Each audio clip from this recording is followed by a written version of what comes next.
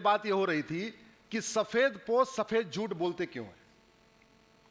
खासतौर पे दिल्ली में 2-4 लोग रोज प्रेस कॉन्फ्रेंस करके सफेद झूठ बोलते रहते और उस सफेद झूठ से आम जनता गुमराह हो जा रही है। दिल्ली के मुख्यमंत्री जेल में है, दिल्ली जिस जेल में है वो दिल्ली सरकार के अंडर में है और प्रेस कॉन्फ्रेंस करके कह रहे हैं कि जेल में हमको मरवाया जा सकता है। जिस खुद की जेल में कह रहे हैं हमको मरवाया जा सकता है। वो क्यों हो रहा है? क्योंकि आर्टिकल 19 बोलने की आजादी देता है, लेकिन आर्टिकल 19 में कोई लिमिट नहीं दी हुई है। तो अगर हम चाहते हैं झूठ बोलना गंभीर अपराध घोषित किया जाए तो आर्टिकल 19 को बदलना पड़ेगा। आर्टिकल 19 को बदलने के लिए 521 सांसद चाहिए। राज्यसभा में 117 है, तो लोकसभा में कितने चाहिए अब की बार? 400। हमारे संविधान निर्माताओं ने कभी सोचा नहीं था कि जो हम व्यापार करने का अधिकार दे रहे हैं, लोग इसकी आड़ में व्याभिचार करना शुरू कर देंगे। संविधान निर्माताओं ने कभी नहीं सोचा था कि हम जो फ्रीडम ऑफ बिजनेस दे रहे हैं, इस फ्रीडम ऑफ बिजनेस में हुक्का बार, सुट्टा bar, dance bar, beer bar, casino bar, ये बार भी खुलना शुरू हो जाएगा। खुला है कि नहीं खुल रहा है? पूरा ड्रग का कारोबार फैला है कि नहीं? हमारी यंग जनरेशन नशे से बर्बाद हो रही है कि नहीं? अगर उस पर रोक लगाना है तो freedom of business subject to public order, health and morality, एक सेंटेंस जोड़ना पड़ेगा। आर्टिकल 19 में बदलने के लिए अब की बार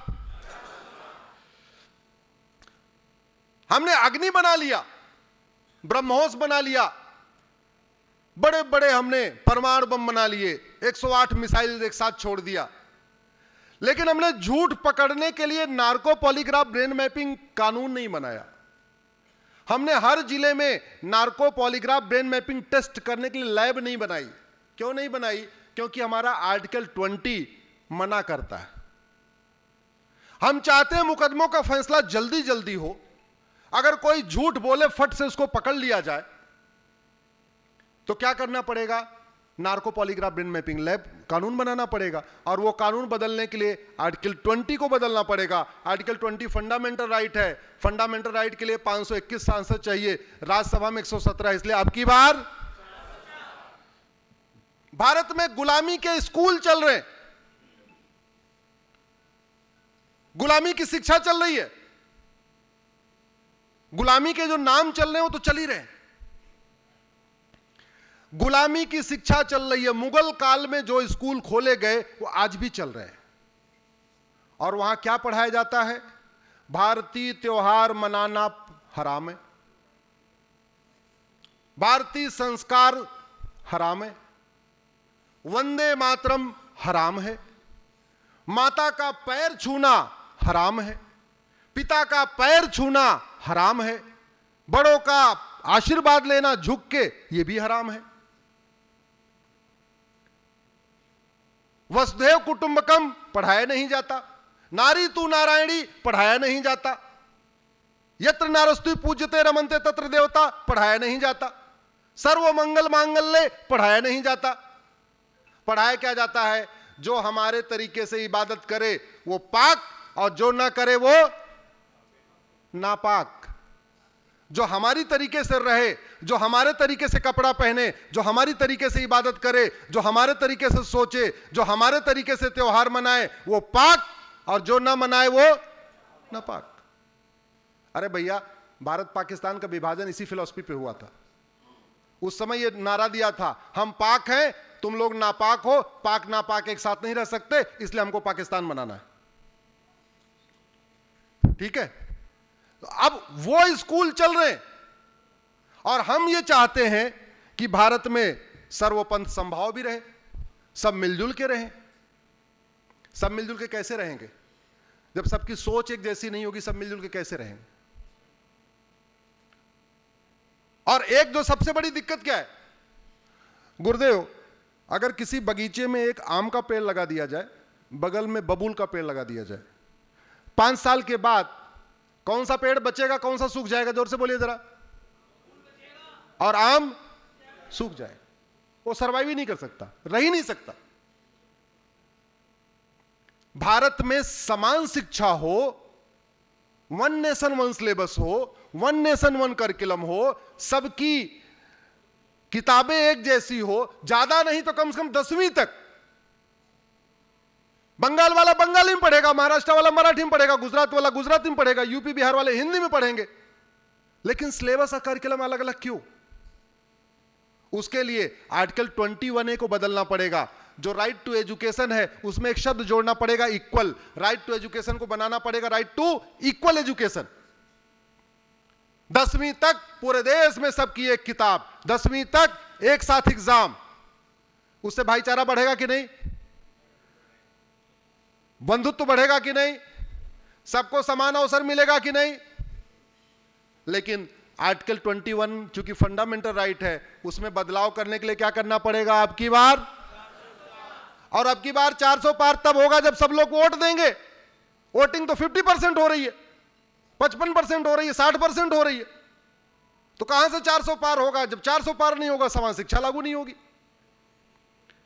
भारत में जस्टिस फंडामेंटल राइट है, लेकिन जस्टिस विद इन कितना? चाणक्य के समय में जस्टिस विद इन वीक था, याद रखिए। चाणक्य के समय में जस्टिस विद इन वीक यानी एक सप्ताह में न्याय मिलेगा। छत्रपति शिवाजी महाराज के समय में जस्टिस विद इन मंथ था। आपको मैक्सिमम 1 महीने के अंदर न्याय मिलेगा ही मिलेगा।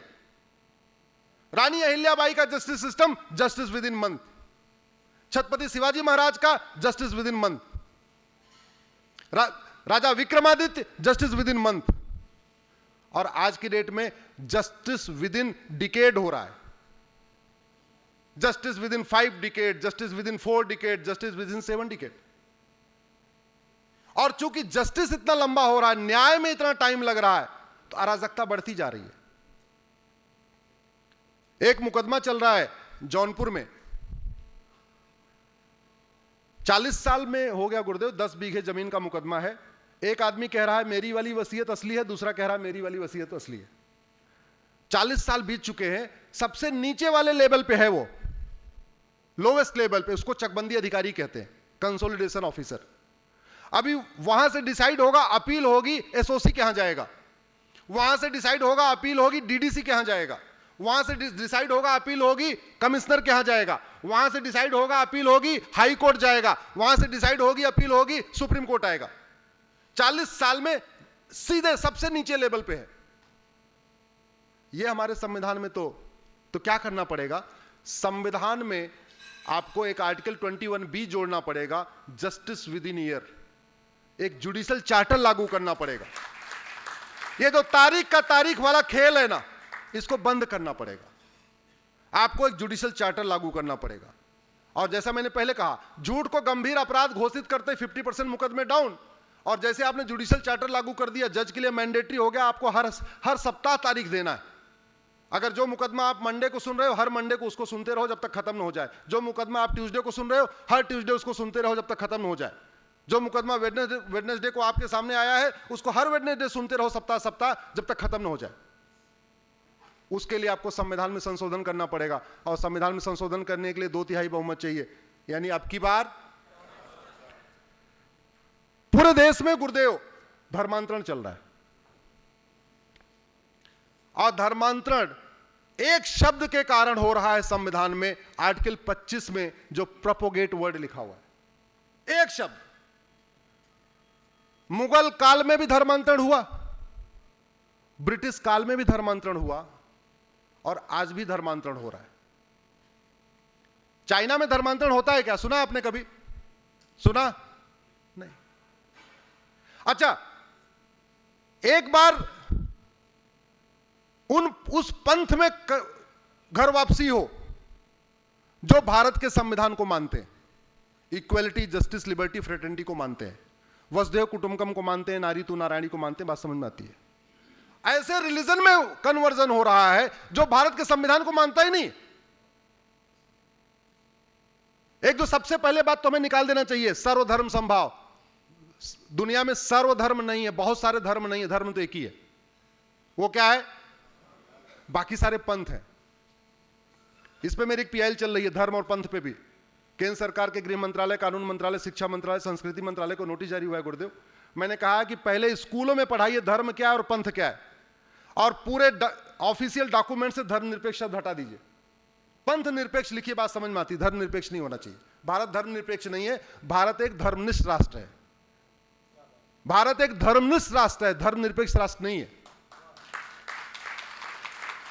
अब आर्टिकल 25 में जो प्रोपोगेट आया उसी को यूज करके जिहादी संगठन भी कन्वर्जन करा रहे हैं, मिशनरीज भी कन्वर्जन करा रही हैं, झूठ बोल के, लालच दे के, धोखा दे के, ये करके, वो करके, पहचान छुपा के, अलग अलग तरीके से। धर्मांतरण किसी एक राज्य की समस्या नहीं है, धर्मांतरण पूरे देश में हो रहा है। ऐसा कोई जिला नहीं धर्मांतरण नहीं हो रहा। तो यानी जो बीमारी पूरे देश में है उसकी दवाई कहां बननी चाहिए, विधानसभा में या लोकसभा में? स्वाभाविक सी बात है। जो समस्या राष्ट्रीय है उसका समाधान भी संसद से ही होना चाहिए। लेकिन आप धर्मांतरण के खिलाफ एक सेंट्रल लेवल पे कानून बनाएंगे, उसके पहले आपको संविधान के आर्टिकल 25 को बदलना पड़ेगा, प्रोपोगेट शब्द हटाना पड़ेगा। आपको उसके पहले संविधान के आर्टिकल 25 में स्पष्ट करना पड़ेगा धर्म अलग होता है, रिलीजन अलग होता है।